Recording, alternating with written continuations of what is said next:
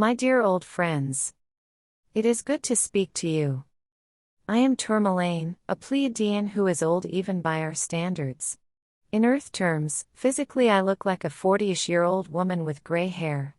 Yet I feel the weight of the centuries. I haven't begun the non-physical part of my journey back to Source yet, because I wish to see Earth liberated, and I wish to continue energetically helping with that process. Indeed, my old friends, it is good to speak to you. Because many of you literally are my old friends. In one of your past lives, many of you have literally been friends of mine, or pupils of mine. Maybe the energy that comes through this message stirs some vague remembrance in you somewhere, for many of you have walked through these halls of the temple where I currently reside. I am not on a spaceship near your world, because I am currently functioning as the energetic capstone to this temple. Also, I do so love the energy of Tegada. Tegada. Does that name stir remembering in your soul? Do you remember Tegada's sky? The late-night dances. The laughter. The drinks that just seem to light your soul on fire, spark a gentle explosion in your cells and put a spring in your step. The free sharing of many wonderful ideas. The gentle lovemaking under a sometimes purple sky. A life where it was never too hot or too cold, and you could always clear your head and get some fresh new energy and ideas by going for a swim? A place where you could learn and laugh and play and just be? To me, Tegada is the best place in the universe. And perhaps you will be able to visit in a few years. It is my profound joy that it looks like Earth is finally on the verge of being freed. Frankly, I would not have given you good odds 100 years ago. That said, I have always been more pessimistic than the people around me. And in this case, the optimists were right. I guess I am not giving credit where it's due. Any person who has any kind of sense is very impressed by what you have accomplished. I don't mean what you have accomplished in terms of technology. What is really impressive is what some Earth humans have accomplished in terms of raising the energy of Earth, of being a light in the darkness, of being non-reactive. By non-reactive, I mean, you are aware that certain people are treating you and others awfully. You are aware that you're being lied to all the time. You're aware that many people are acting in a crazy way. You are aware that the situation you're in is unfair. And yet you generally don't copy the craziness, the evilness, the unconsciousness, the shallowness. I think that is amazing. Perhaps non-reactive isn't a term that resonates with you, perhaps not reacting unconsciously or not reacting automatically resonates with you more. In any case, your behavior is a bit Buddha-like to me, reacting mostly with compassion and non-violence to people who hurt you or insult you or try to take away your freedom. I can't help but be proud of you, because again, many of you are old friends or old pupils of mine, or at least took part in one of the Get Born on Earth waves that I helped to architect. It warms my heart to see that Earth is indeed in the process of being liberated. You're doing great. I respect your efforts very much. Nowadays I am not much involved anymore in high-level decision-making. I don't envy people like Hakann and Ashtar Sharon. It must be a great burden to be part of the team that makes decisions in such a time, when so much hangs in the balance, when concerns on both sides of the when to intervene argument are so fierce and heavy. Some people are saying that it would benefit Earth if there was disclosure about our existence. Well, it would indeed be great if Earth people and especially Grey Hats gave more disclosure of our existence. Technically you can think of all genuine channelings as disclosure, including this very message. There has also been disclosure in the media, for example see the link in the description box, under this video. But yes, we agree that there hasn't been nearly enough disclosure, especially disclosure that reaches the sleepers. It would help if there was more of it. If you are thinking we should clearly announce our presence without landing, for example by filling your skies with so many ships that everyone sees them, or by very briefly taking over your media, that would be spun by your mainstream media and governments as an imminent alien invasion, and the majority of the population would be gripped with fear. Governments would successfully push through even more draconian measures. If this sounds ridiculous to you, well, perhaps the sleepers are believing certain other things right now that you also think are ridiculous. If you are thinking that we should just land, without first doing an intervention and removing the dark controllers, it again would get spun as an alien invasion. More than half of humanity would be paralyzed with fear, and we would get shot at, not just by one stray bullet, but the dark controllers would mobilize entire militaries to fight us. The soldiers would be told, they're secretly evil, they can mind control you if you even just listen to them, so shoot them from a safe distance. Currently most soldiers are complying with tyrants, violating their oaths to defend their constitution or the people. Here again most soldiers would comply. Not to mention that in countries where civilians have weapons, the civilians too would be told to shoot us from a distance and not even talk to us because otherwise we'd mind control them. We don't have an endless capacity to just sit there and absorb fire, and we don't want to get into a shooting match with misguided innocent people. Which means that the only good option we have is to first do a big intervention and remove the dark controllers, and then reveal ourselves and land. Which Hakann has been discussing in recent weeks, and is currently likely to happen in 2024 or 2025 if the Grey Hats don't make a move first. And also, Galactic Special Forces have been doing special operations to help humanity, including on the surface of your planet. Yes, the situation on Earth is very unfair and harsh right now. I am sorry. I do hope that you will be free soon. Thank you so much for your service. Some people have recently asked for advice on what they should do in this very challenging time to maintain a good mental state. That is an excellent question. It is the privilege of the old to be out of touch. Therefore, let me give you some possibly out-of-touch advice. I am half joking here. I sincerely do intend to help you, for you are me and I am you. My advice and perhaps myself are possibly out of touch because the suffering on Earth may be too intense for the following advice to be practicable. Yet, here is my advice all the same. I will give advice on 4 levels. The first level is the most accessible and the easiest to embrace, and the 4th level is the least accessible and the deepest and the most profound. The first level is, please be compassionate with yourself. Practically every single Earth human is experiencing so-called negative emotions, or is being willfully blind, or is engaging in coping or escapism behavior, or isn't always doing what they feel they should be doing, etc. Most likely you are not doing worse than other people, it's just that other people aren't being open about their struggles and the way they sometimes behave or cope or stress out behind closed doors. Frankly, even a person who just survives in these times without doing anything completely crazy is doing well in my book. Give yourself some credit, because remaining relatively non-reactive in such crazy times can be a severe energy drain by itself. What the sleepers and the dark controllers are doing can be contagious, and it can cost quite a bit of energy to not catch a case of ignorance or judgment or blaming others or illusions or projections. Therefore, please be gentle with yourself. Even if all you can do is just survive without doing anything too crazy, then you are already doing pretty well from my perspective. Okay, so that was the first level, be gentle with yourself. You're probably not actually doing worse than other people, you're simply not seeing their struggles and their so-called dysfunctional behavior. If this first level is what you take away, great. That's wonderful. For those who are interested, let's see how deep we can go. The second level is, meet your needs. Also regularly do some kind of spiritual practice, whether that is meditation or taking a few slow deep breaths every day or doing Kriya Yoga, or it can be any of 1,000 other things. Additionally, whenever pain or so-called negative emotions come up, address that with your preferred technique.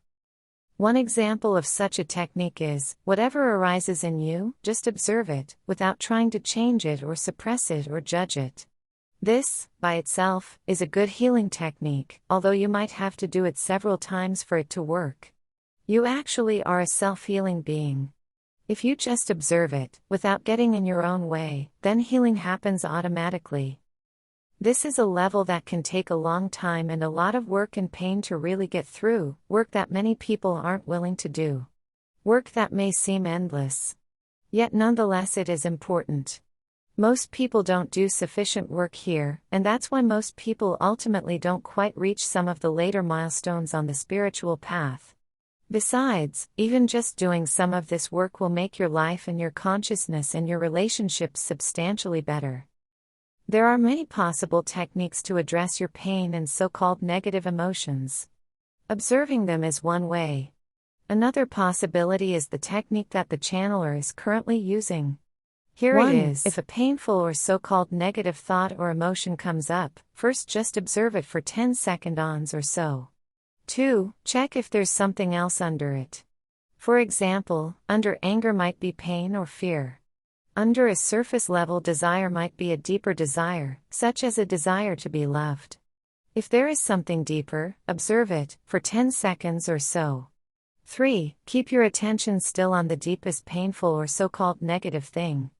Then say or think the following. I call on wise and benevolent beings, forces and aspects of existence, now. If I hurt you or hurt other beings or hurt parts of myself, in this life or in a past life, I apologize. Please forgive me. Now. I invite you into my heart space and ask you to meet my Christ self, my enlightened self, wise and benevolent beings, forces and aspects of existence, now. So that was the second level, meet your needs. Regularly do some kind of spiritual practice. Also, whenever pain or so-called negative emotions come up, use your favorite technique. Alright, let's talk about the third level. It is this: why do you want to do something? Why not just be? Doesn't being sound more pleasant and natural and freeing than doing? If you sufficiently get out of your own way, if you get rid of sufficient illusions during the previous level, then life just happens. You don't have to strive, to tire yourself out anymore. This isn't the same as laziness. From an outsider's perspective, you might on some days be putting in long hours. But it's just part of the flow of life. It doesn't feel like work, because it just happens, even though from an outsider's perspective you may be doing work. What do you need to do to achieve this? There's the trap: you don't do anything. You just get rid of illusions and then this happens automatically. It's not about what you should add to your routine or to your belief system to achieve this, it's about what you should let go. For example, this week the channeler is doing his day job, plus a commute, plus some additional work during one evening, plus he was doing his own spiritual practice and self-healing techniques.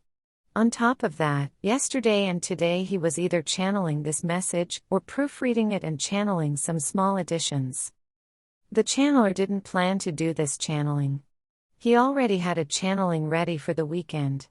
Yet he felt a metaphorical knock of an incoming channeling, and without resistance or questioning it he just went with the flow and started channeling this second message for the week.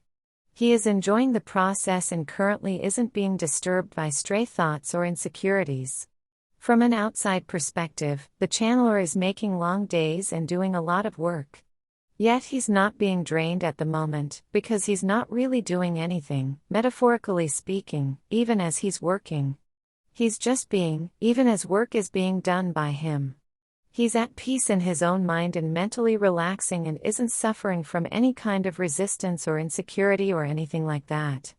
At this moment, channeling, normally something that costs him quite some energy and that sometimes brings some stress with it, is as relaxing for him as playing a video game would be. Now, the channeler isn't always in this flow state. Maybe tomorrow he will be stressed and in resistance and work will deplete him. But at this moment, he is taking effortless action. At this moment for him, there is nothing to do, just be, even as he's actively doing work, on something that will hopefully benefit others. At this level, you can also quickly and effortlessly make the right decisions and just act, without agonizing over what to do or stressing out about whether you made the right decision. If this sounds hard, it's actually the easiest and most natural thing in the world, if you have let go of enough layers and illusions. Then this just happens, without effort. You don't need to add anything, you just need to subtract illusions and to deal with your pain and so-called negative thoughts and emotions. As we did at the previous level. Note that many people try to force this level, they try to work at effortlessness. That doesn't work. If in a particular moment you are experiencing pain and so-called negative thoughts and emotions, then it doesn't help you to pretend that all you have to do is just be, because in practice, that probably means suppressing or denying parts of yourself. And that hurts those parts of you that you are suppressing or denying. So if during a certain moment you are in a flow state, great, enjoy it, no need to actively go hunting for old pain inside yourself. It also may be the case that sometimes you are in a flow state and sometimes you aren't. That's natural. But if your genuine truth in the current moment is that things in your life aren't happening spontaneously and effortlessly, if you experience anxiety or struggle in your life, then don't try to force this third level in the current moment, because likely that will actually just be an escape mechanism from doing your work in the second level. If things aren't naturally effortless right now, go do the second level. If pain comes up, second level. If a flow state naturally arises, enjoy the third level, for as long as it lasts. During this third level, you may also find yourself becoming more unconditionally loving. Alright, let's go even deeper. For the fourth and final level, remember one of the lessons from your Bhagavad Gita: ideally you should not be attached to the outcome when you take an action. This gives you peace of mind and it actually makes your action more likely to have a good outcome. Not that you should be attached to that increased likelihood of a good outcome, but it is still true. Well, your current life is metaphorically speaking just one day in your long journey back towards Source. So just as you understand that you should not be attached to the outcome of a given action, why are you attached to the outcome of this current life? Sooner or later you will find your way back to Source regardless. What does it matter if you take a detour or not? And in fact, your soul has zero resistance to you suffering, or to you so-called failing in life, or to you dying early. At the fourth level, you can observe your own attachment to, for example, having a happy life. Why do you have that attachment?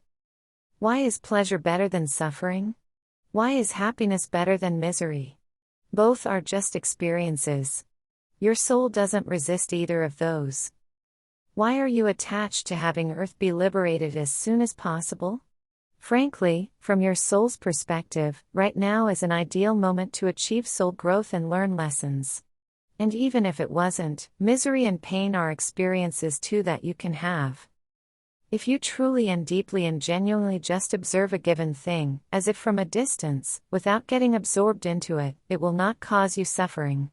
You can have a tooth pulled at the dentist with no anesthesia, and if you genuinely just observe, you will feel the sensations that most people associate with pain, but you will not suffer. It won't be like toughing out something unpleasant. You genuinely will not mind the sensations that most people associate with pain. They're just sensations. It is what it is. Whenever you suffer, you are in some way accepting the validity of the so-called pain or the so-called negative emotion. In some way, you are taking it in, you are inside it, you are accepting it as valid and as existing. If you just observe it from the outside, from a metaphorical distance, then you can just feel it and see it and observe it without suffering from it. Because even if something is so-called negative to your life, so what? Why be attached to having a positive outcome for your life?